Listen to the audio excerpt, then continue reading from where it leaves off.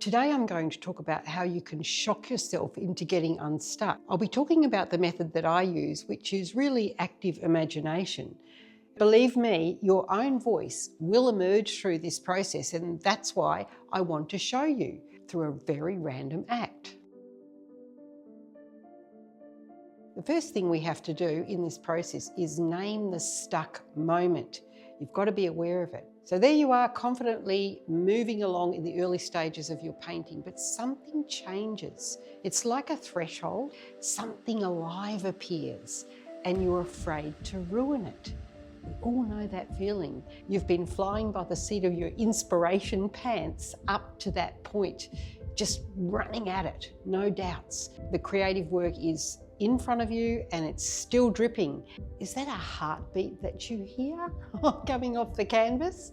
Is it steam or is it breath coming out of it? Is it a breathing thing? It's the best part of the painting, you know, that first initial raw engagement. No matter what it is, never mind all my creative embellishments, we all know that feeling of getting to this point in the painting where you actually feel paralyzed because you don't know whether to go forward or to just stop. But you do know one thing, from the imagination stance, which I love to go into, you kind of know that you're no longer alone in the studio. The work in front of you has its own life. For me, I'm a narrative painter, so the expressive imagery comes forward as real characters. And if you've painted for long enough or done a lot of time in the studio, you also know that this is the point of no return. Because if you keep pushing your will or your determined ego into the painting to force it to be finished, you know you're going to ruin it. You know you've got to stop and you know you've got to step back and allow this Frankensteinian beauty to live independently at this exact moment. It actually reminds me of giving birth, if you don't mind the analogy. The mother pushes and pains to get that baby into the world from really just feeling like a part of her into being a whole separate little being full of his own willpower and drive. And once he arrives, she knows, mum knows, the will of that child has arrived also. And yes, she knows she's got a lot of work to do to nurture this little new being for many years ahead. But the fate of the child is now pushed along by his own presence. That's what it's like the moment you hear the heartbeat of a painting. That's the dangerous part. The heartbeat doesn't start when you put the final stroke on or sign it or varnish it. When the heartbeat starts, you know it's not finished, but it's no longer a lump of raw clay that you can punch down or slap layers over. There's just really distinctive feeling. I often get it right at the very start with the first rough coat. It's really hard. We know it needs more. And yet Matisse would probably tell us otherwise with his one line depicting the female body. It feels like something precious is already here. That's the feeling. But that's the moment you need to stop and take as long as it takes to know what to do next, as ridiculous as that sounds. Smothering the painting through force is the worst thing that you can do at that point. You need to step back and wait. It's an instinct, it's an intuition. I think you all will know it. This video is about what I do practically at that point. The creative work might be a painting, a book draft, or even, I don't know, a music score where you've laid down the base, passionate feeling.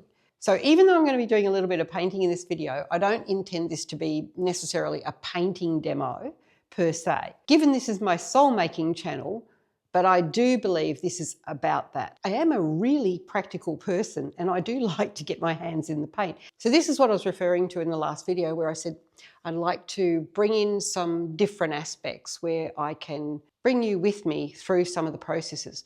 Given that I'm a narrative painter and this channel is chiefly about the artist's voice, the process is absolutely essential of knowing how to do that. Believe me, your own voice will emerge through this process, and that's why I want to show you. And this is actually a demonstration of how it emerges through a very random act. So the next thing we have to do after we've identified this delicate moment is, first of all, look at the false choices that we might make. Now, horses for courses, I always say, these are some of the things we might do, right? So the first thing might be that you Force yourself to keep working. Now that could lead to a big mess. The second thing might be that you just leave the studio completely and disappear into all sorts of other things. Housework, YouTube, food, chores, doom, whatever. I tend to fall into that bracket. But there is a third option and it doesn't always work. So just because I'm laying this out, it doesn't mean that this is the only way. But the third option is what I'm going to show you today. And this is the juicy, fertile option. Sometimes you do need to just go away. This is one of my practical sidestep methods that I use to stop the danger of either procrastination paralysis or ruining the painting or the artwork through too much tampering. The best thing to do is to just stop, no matter what. That's my view. The worst thing is if you can't stop because you're too close to a deadline. I love deadlines, I love pressure, but there's pressure and then there's this other unhealthy pressure which leads you to keep pushing on and you ruin what you're working on. And that's when things can go awfully wrong if the pressure is too close to the wire. Many artists I know end up in that trouble. They've spent so much time working on a commission, the deadline's approaching and they're not having fun. They force themselves and bingo, they've lost the whole thing. They might lose weeks of work. That's no good. You're better off just saying to the client, I need to let this cook for a while. But our main goal here is to learn how to stop forcing and stop fiddling and proving that we're industrious for the sake of being in the studio working. That old saying about go and show up no matter what, I don't really agree with that 100%. I think that it works sometimes and other times you do need to take a full break, go and do something, even if it's for 6 months, go away. It's as if by forcing yourself to go into the studio every day, even when it's just not working, is some sort of proof to yourself. What is it, a guilt complex or something? Sometimes a new perspective is needed and it means outside of art. There are many ways you can sidestep, but the key is to walk away from the problem on the easel. That's the main point. That much I know is absolutely true. That problem needs to brew and stew when it comes to creative processes, and so do you. So instead, let's create a side door back into imagination. Now, why I'm making this video is I came across Louise Fletcher's video on getting unstuck. She's a non-objective abstract artist, so a little bit different to me as a narrative expressionist artist. And what a non-objective abstract artist does is they use the process itself to keep moving them through the painting. So they might not, or sometimes they might refer to something, shade or colour in the outside world, but they pride themselves, the purists, on not doing that. They say they totally come at it from an intuitive, or a body, really, it's more like an animal instinct, where they just go to the canvas or the paper and they just whack down whatever comes. And then the process of that developing on the canvas, or what's revealing itself, is what directs them to the next step. And the principle of non-objective abstract is that it does not refer to anything objective, like any reference to anything other than the paint and its process, right? So you might do a line or a squiggle or a big swag of paint, and then that is what tells you where to go next. So you're dictated to by the actual process emerging on the canvas. I do actually love that process, and I use that a lot in my early creation of all my paintings generally, unless it's very tightly planned. I'm sure many of you already do this and enjoy doing it. It's really the fun part. It's like, call it like kids cloud gazing in a way. But because I'm a narrative expressionist, I've got an extra boost, which makes this process very rewarding for me. And it does feed into the artist's voice based on your life and your life experiences. But even the objective abstract painter is drawing upon their own impressions of what they're doing. So they're never really objective about anything, but they're not referring to narrative tropes, I suppose you might say, or known things. It's more so in the rational world. I'm not quite sure. To me, it's like working with colour and form and chaos, which is lovely.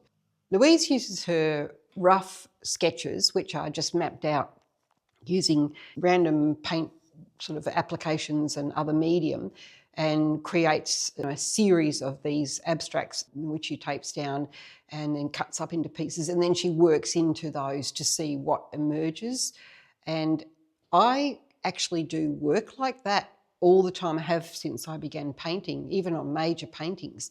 But what I do is I take it a step further, but I still use the active imagination. Step sideways into small work. So I'm just saying, just a reminder, when the big painting gets too dangerous, when it has something alive in it and you're terrified of killing it, don't keep pecking away at it. Step sideways. Make small, fast, messy fragments elsewhere, and then you look into those as if they are dreams. That is where the next image often appears. That's it. That's the bottom line on this. It's a powerful exercise that I use all the time, and I have for 40 years in my own work. In fact, these images underpin some of my most powerful and successful paintings. You can use scraps, failed starts, old marks, bits of paper, rough drawings. I have so many canvas offcuts, from when I've cut out a great big work and there's little strips left over, and I'll cut them up into like a standard size so that if they work out, they will fit a frame. That's another little tip. Make sure whatever you cut up, it fits some sort of automated frame, like a frame you can buy from Target or something, just so you can actually plonk it in there. Try to be a little disciplined on that so that your random accidents are actually quite sort of planned format-wise. It just means you can actually get something finished. You can set it up exactly like she's doing with the masking tape, etc. I just use scraps of paper, as I mentioned before, and I've got hundreds of them. Just have a look at all these. Sometimes I come back and I want to make them into a painting, and so I might make a whole batch of them into paintings and then sell them. So just some boundaries. It's always good to create some limits or bounds to work in so you don't go down another rabbit hole. It just helps you to actually be freer with less choices, which is good, because what we're really thinking about is the imagery, not necessarily the paint. So come on, let's go and do it. It's really fun. Your own voice will emerge through this. That's why it's so exciting. You'll use the power of imagination and your personal story to see imagery in your rough paintings or drawings, which you might not otherwise compose consciously due to the fear of the outlandishness of them or being stuck in your composing brain. We want to invite the crazy here, the unexpected, and we want it to be a narrative. We want to see forms, we want to see images, faces, animals, whatever it is that comes out, we want that to be on this page.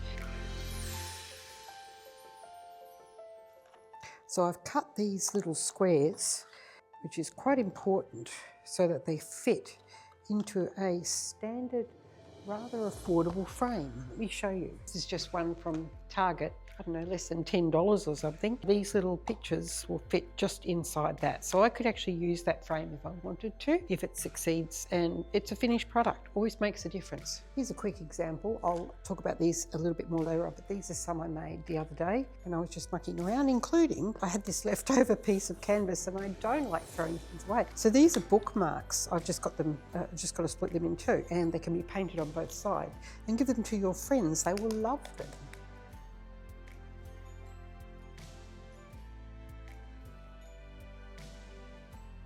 Sticking on a piece of cardboard is really good because it's really easy to then take them and look at them later on in a dull light to get a bit of an idea. No ceremony here. I'm going to, as I said, maybe just give myself a limited palette, or you can just go nuts, it doesn't matter. But I want a really dark colour. Perhaps I'll use a Payne's grey or a black or something. So that dark colour is going to be like a kind of a foundation stroke for me in just acrylic. You can use a big pencil. I'm not a big pencil person, I'm a paint person. Okay, that should do, just a few different colours. And all I'm going to do is just really very free. It doesn't sort of matter really what I do. You just strokes. Do pencil if you like.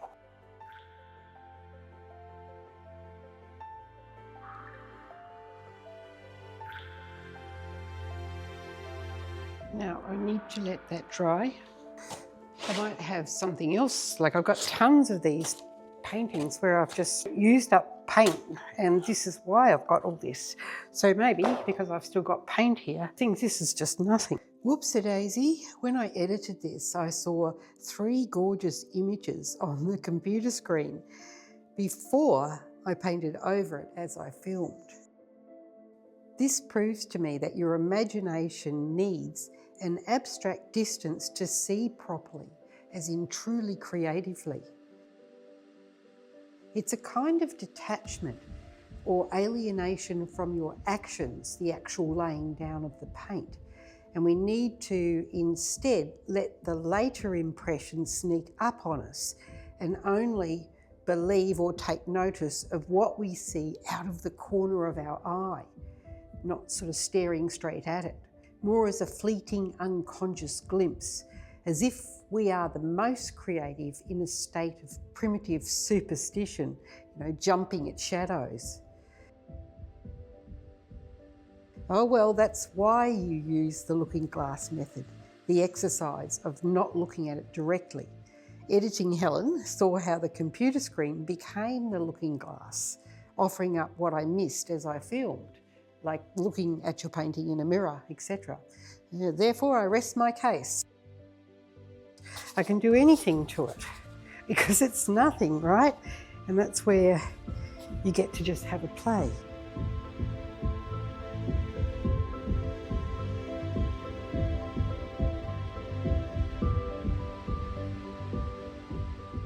And these experiments can just go on at any point in the studio. This is about giving yourself a little surprise, because those little thrills that we get, that's really important for an artist. It's what we thrive on. Now, I don't know where that's going. If it's going anywhere at all, it doesn't even matter.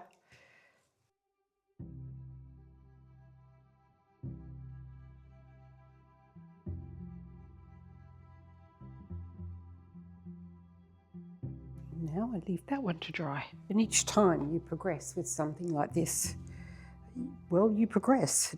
If you don't like it like it is, change it. Got this inclination to just make this all yellow. And it doesn't matter, and it's how you can use your yucky time constructively to maybe come up with something really insanely good.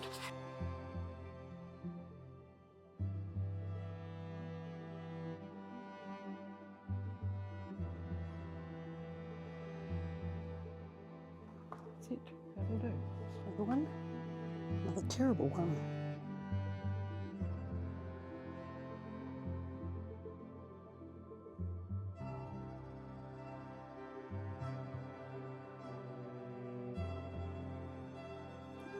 Mud is good because mud gives you the base for bright colours to go on top of it. Grey is good.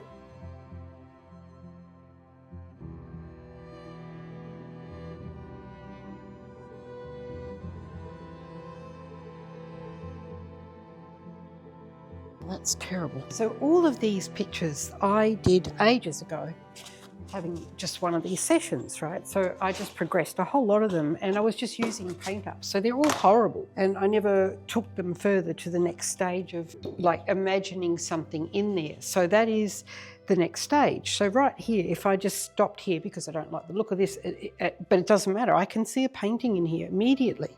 I'll show you. So here's a bird right here. There's his beak right here. I guess I could amplify it for you so you can see. And this is the power of that process. So here's the beak.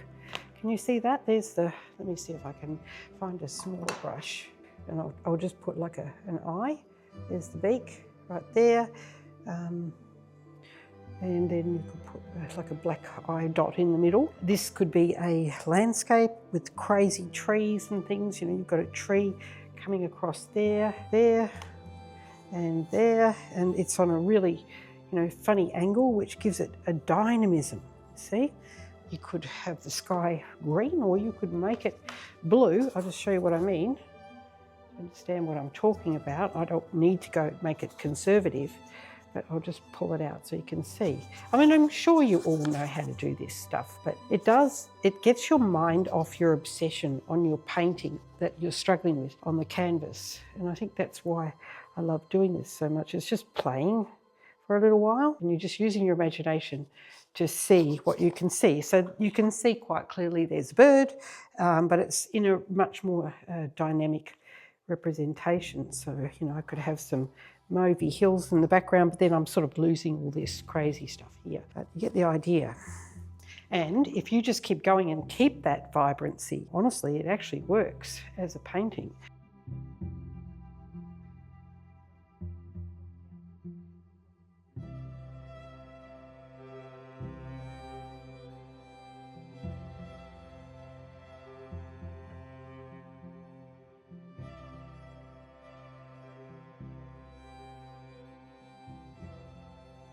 So here's another one. What can we see in here? So it's that beautiful childlike process of seeing what you can see and blurring your eyes, as I said, going into a dark corner. And if you see things that don't, you know, look sensible, it doesn't matter. Like here's a dog, which he's sort of sitting here, and that, because I see, it's like one of my paintings, so I see that. And then I see, this is typical, it's my voice, this is my artist's voice. And I see probably a cockatoo there, his wings up, a bit of a tail, he's possibly, might have to change that a bit, but he's talking to the dog. And there's a bit of a tree in the background and so on. And just by using that as the composition, it's surprising how much more dynamic your painting is going to be. It's not going to be realistic. We're not going for that. It's expressionist. And that's how you do expressionist painting, out of just your imagination. And this would become very much, they call a classic Helen Norton painting, just by me seeing something that I see all the time, a dog image. You can see how rough I'm being, just the shape. It's like an archetype of a dog. Do what you want to do with this bird. This is just for emphasis, okay?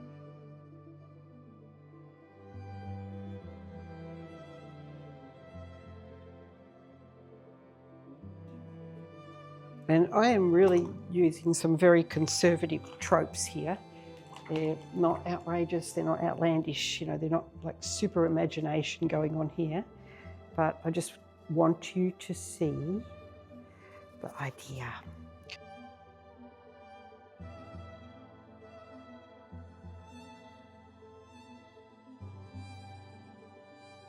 Now I would just see I'm using they're just signature colours that I might use when I'm doing very conservative, you know, happy-go-lucky paintings. But that just shows you how it emerges straight out of my subconscious. It's what I see. You're going to see something else. You're going to see a very different thing. So that just came out of, pretty much out of nowhere. You can not like that, I don't care. I'm just going to do one more. I can look at what I can see. I can actually see almost like a clown nose there.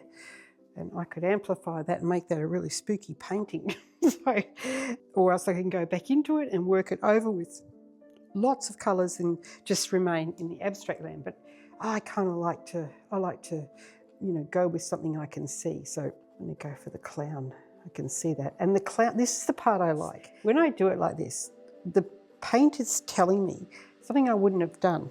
See how this looks like the clown, scary clown, is looking down. So, okay, so he's looking down that way. Now, I would not have actually set that up like that, but now that it's there, I'm going to leave it there. What else would I do to this? I don't know, just have him in this funny pose for some reason. And if I was working on a exhibition that was about something theme, like perhaps it was like, you know, about the clowns that are running the world, then what would happen is that would be in my subconscious and that would dictate what I saw, because I'm thinking about that topic. So that's the secret to how you actually get themes going.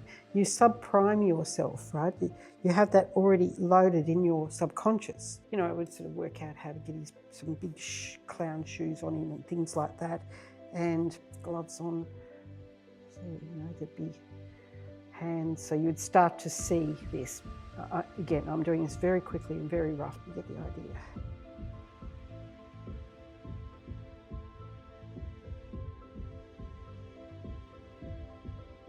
They can be kind of outrageous, and I think the more outrageous they look, the better it is when you're doing this kind of work. Now, to bring him forward, I would push the background backwards so you could actually see him, which I won't do totally yet or now, but just give you a bit of an idea of what I mean. So this matches perfectly with some of my themes in the past, you see.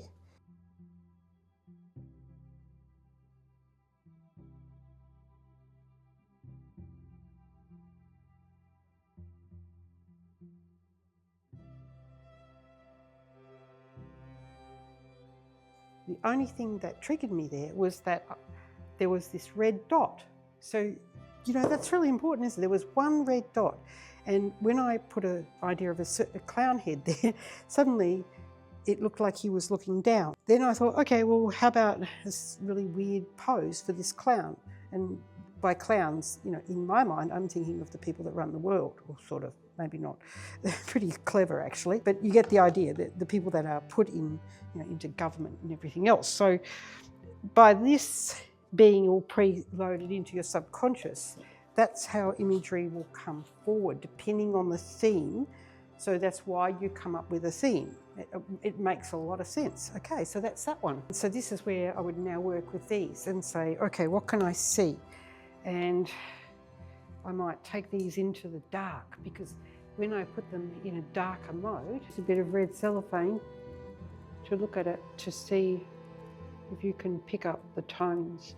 And that's another way of doing it. What I would prefer to do with this is not now try and push and contrive anything into these, because I would need to let that sit overnight. But already, I'm just going to show you what I mean. So I can see a rabbit, or it feels like something like a rabbit or a creature there. And I wouldn't draw that normally. Something there. It has funny legs. There's this arm. Now I wouldn't put an arm there like that. So what is that about? Right, well, here's a man. That arm is it's unnatural, but it works because there's this body that goes here, and this man, again, see the angle, there's his head, right, and he's looking down and he's leaning over, and there's his big foot. So if I was still in clown mode, this is what I would see. I would be able to create this very strange composition. But why I put big black dots on things is because it gives it pins the painting. I can go back over this again, but there's no point.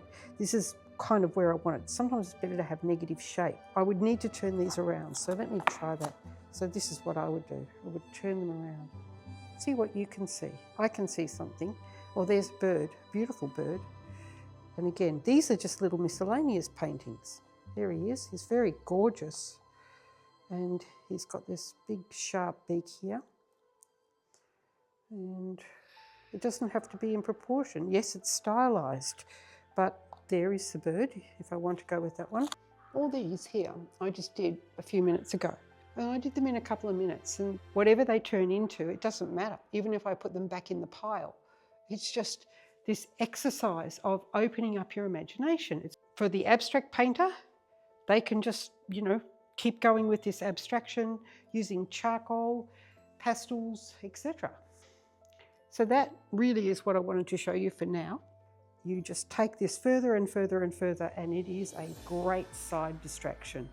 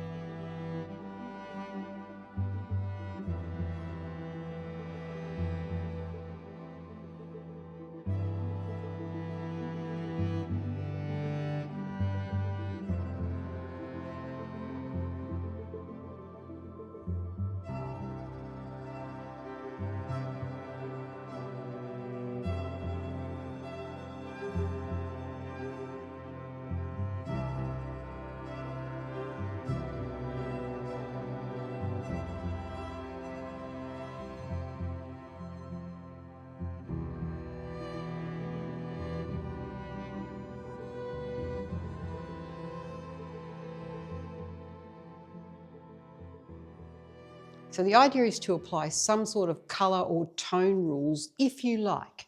If you don't, it doesn't matter. The method of teasing the gods of chaos applies all the time, in my view.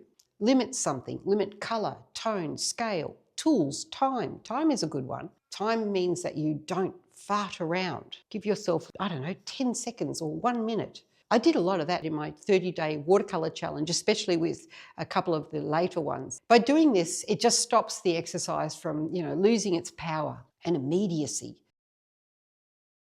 Make marks fast. Turn the paper, cut it up, look again. Don't compose from the stiff brain. Look as if you are interpreting a dream. So when you come back to it, look at that and ask these questions. What is appearing here? Even if it's out of proportion, it doesn't seem to look exactly like it should. It's as if sometimes a character is just peering in the edge, or that out of proportion is the secret. What creature is in there? Remember the dream idea. What body? What kind of an irrational landscape is it? What strange little drama is taking place? That is a brilliant way to see. Stories emerge that you would never have actually composed. What does this remind me of? More questions. What would I never have dared to invent consciously here? These are the surprises. Sort out the fragments. After you've done this, you need to go through it. Yes, no, maybe, not as judgment, but as information. So you go and you look at everything you've done. I often just leave them for, sometimes weeks, sometimes years, same as the big paintings. And I come back and I can see clearly. Sometimes I'll stick them all to a board like this, and I'll take them home and I'll put them over in a dark corner. And early in the morning when the light is just so dull, I'll take a photo. It'll be all dark like this. But that's actually the best way. I see things in there that I couldn't see in the light of day. It's so exciting. Take the lesson back to the major work. This is the whole point of it. After you've done this, you've distracted yourself for long enough to break yourself out of that trance of, being a robot, completely working. Go back and you will be surprised at how better you feel about going back to that work that you were stuck with. Something changes, you loosen up, you see things differently. It's almost instant. Maybe it'll give you, a bit of courage, a figure, a courage to amplify a figure you might not have before. Even a gesture, there could be something in those little sketches that's a little bit off the plantation. A compositional direction maybe, a mythic clue, something, or simply just permission to stop and wait and have fun in between what is a really hard process. So when I return to a great big painting like this, which I just didn't want to go too far with because I wanted to keep that rawness, that real rugged look. And this is over 2 meters wide, this painting. Now I will be able to go back in and feel okay about the fact that these characters look odd and strange. This painting, a lot of it is developed from that same concept, even though I had a basic composition designed. A lot of the background information comes through from that random process that I've shown you. So now I can go back and have courage with those background processes. You're not avoiding the painting by taking a break, you're keeping the channel open. That is so important. And you're doing it with respect to the painting's consciousness that it now has. People talk about AI having consciousness, blow that. Gosh, get back to paintings and we'll soon see what's conscious and what's not. So here's my rules. I'm stuck on the big painting. I don't force it, I go small. I invite chaos and imagination, and I see hidden imagery, story, all sorts of things in the scraps because I'm loose, I'm relaxed. I actually let go of control. And then I return to the big work with myth and nerve. I go in there with guts and freedom. I apply this relief work as a necessary healthy distraction, as does Louise, Fletcher. When I'm working on a large work and I get to a point where I do not want to muck it up, as I can see that the rawness must be retained, And if I keep going, I'll lose that through the intellect stepping in and trying to make things look more realistic or some jolly thing, trying to rationalise, why I'm stuck if I just do this. And you always revert to that logical brain. It's the wrong side of the brain to be working on, especially after you've done all that beautiful creative work on that major work. I don't want that. It's a slippery slope, and when I do it, I end up acting like a perfectionist camera machine. It's like a horror loop, and then you get stuck in it. Then every blade of grass must be done in the same detail as the other one. It becomes like penance. You have to pay for that cardinal sin of just going too far with your ego. For an expressive painter, abstract or narrative, we should never do that. I might not know what I need to do on the major work at the time, but I do know one thing for sure. I need to stop right now, and I need time. Sometimes it's a day, and sometimes I put paintings away for a few years before I know what to do. Just turn them into a stranger, then it's more surprising. It doesn't matter. It's the best thing to do, for me anyway. Put it away, do other exercises, use music, joy instead. Loosen up, go and cook, clean, garden, but make sure you don't do that for too long, or you might get locked out of the studio by the muses who live in there. But there's no point in standing in your studio pecking away at a hole in the wall for the sake of it. That is insanity. You mustn't do it, and it happens really easily. A long-time, very professional artist friend of mine gets stuck in this, and it's related to our childhood guilt of having to be, depending on your upbringing, having to be industrious all the time. This is a guilt thing. And then when she does it, she's not really doing anything except pecking away at the canvas, but her back and her neck ends up in so much pain. As we get older, the body can't take it. And I ask her, what are you doing in there? What are you doing on the canvas? Are you finishing a commission or something? And she says, no, I don't know. It's like I'm in a trance. And she just scrapes away at the paint and dabs, and she's not making anything. So I always tell her, get out of there now and don't go back in there until you have some sort of intention. So intention is really important. You're better to just leave totally. But doing the little abstractions and the expressive paintings I've just shown you can be a really great gateway drug, if you like, only if you do them freely. Otherwise, don't do them. Do them freely. Doing them freely with the outline I gave you is just as good as taking a big walk on the beach or in a forest or something, or playing with the dog or the cat. But the difference is when you do this, you actually create something that's really powerful. It's not like that full break. You're making a product, and you actually often can sell those paintings, and it breaks you out of the trance. It's like having a holiday. You break away from the intellect and your traps. Let me know in the comments, please, if you like this kind of pragmatic content, as well as the usual discussions, which are a little bit more theoretical, dreamy, whatever. I do want to share more practical things with you, because just talking about this all the time, we've got to get out of our heads and get into action. But there has to be this connection between the soul making and the actual making, the process. That's it for today. I hope you've enjoyed that. A little bit different with me doing some actual painting and talking about painting. All right, I'll see you next time.